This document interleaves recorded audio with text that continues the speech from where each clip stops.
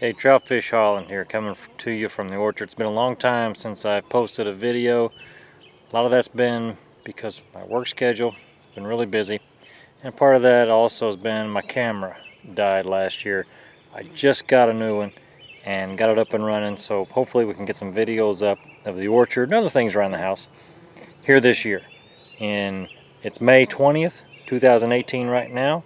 The apple trees have just finished blooming. We've got apples just under golf ball size, and boy, now's when we start having a lot of fun. So let's take a look at the tall spindle that I put in, I don't know, what was it, 5 years ago.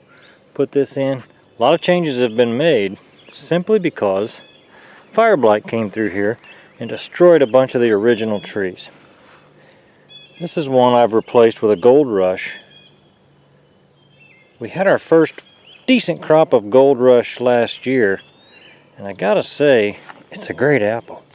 Doesn't really come off until October, middle of October, so if you're in the north, you're going to have trouble growing gold rush. It's a disease-resistant apple. It doesn't get scab.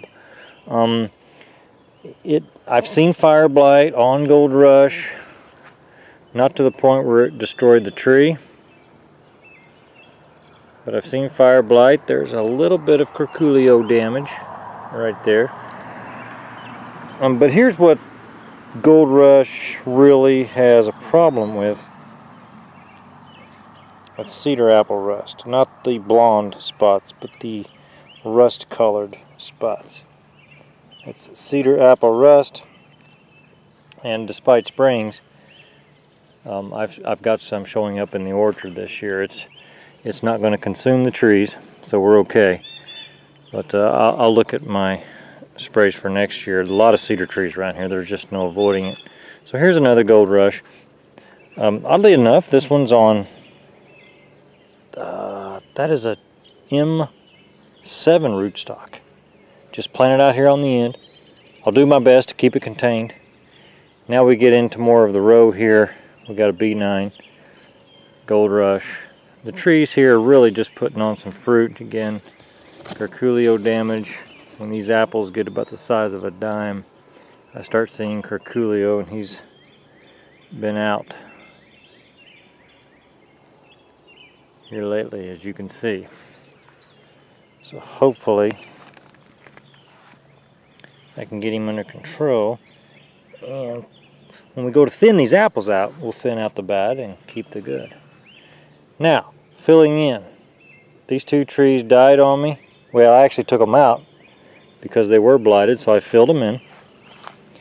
I bought dwarf trees from Stark's here over the winter, and you can see this is a Crimson Crisp. I've got a lot of Crimson Crisp in this row. I like Crimson Crisp. It comes off about, mid-September, and it's a unique apple. Good flavor, good crunch, and so I wanted some more of it.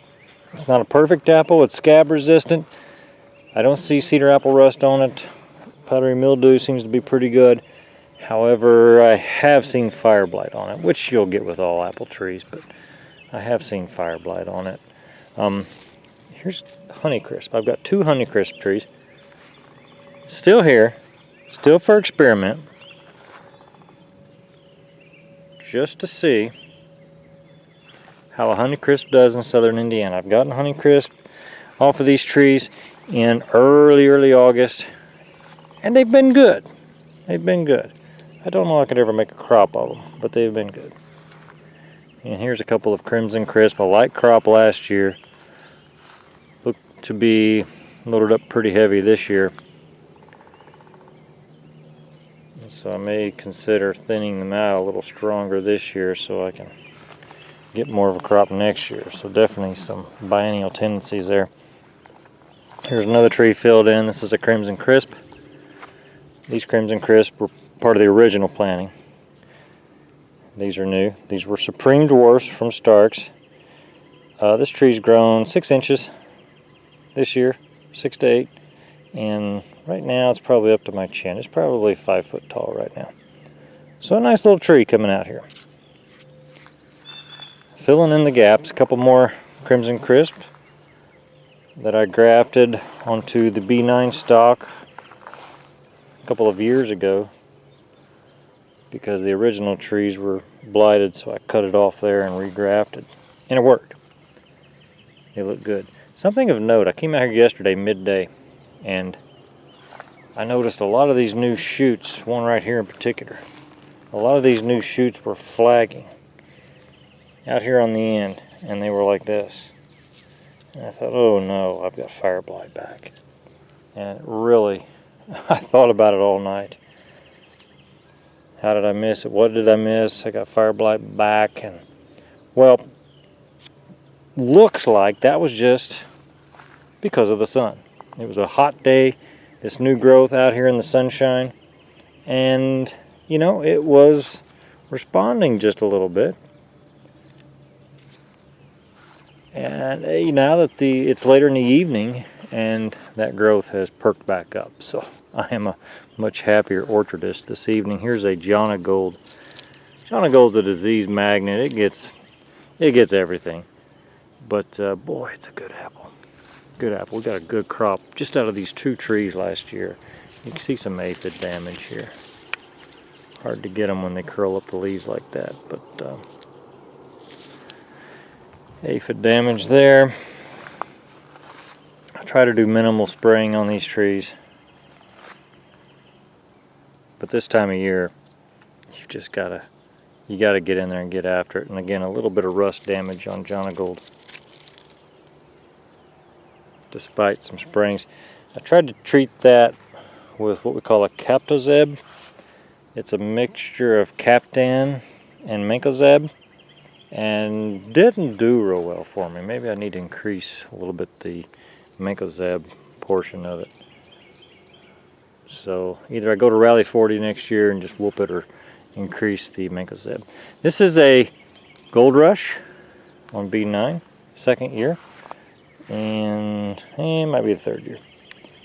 And it's got a lot of fruit on it, actually. I have to thin some of those off. A good looking tree, and then a brand new dwarf Crimson Crisp on B9 stock out here on the end. So the tall spindle, undergone a few changes over the years, but boy, I'm proud of this tall spindle. It's a fun little planting. You know, 15 or so trees. Anybody can do this. It takes up just this much space. That's it. 3 to 4 feet between trees, depending on variety. And figure once you get into production, a half a bushel per tree. Oh my goodness, this kind of room you can get 7 to 8 bushels. That's a lot of fun. Thanks for watching. It's good to be back. Signing out.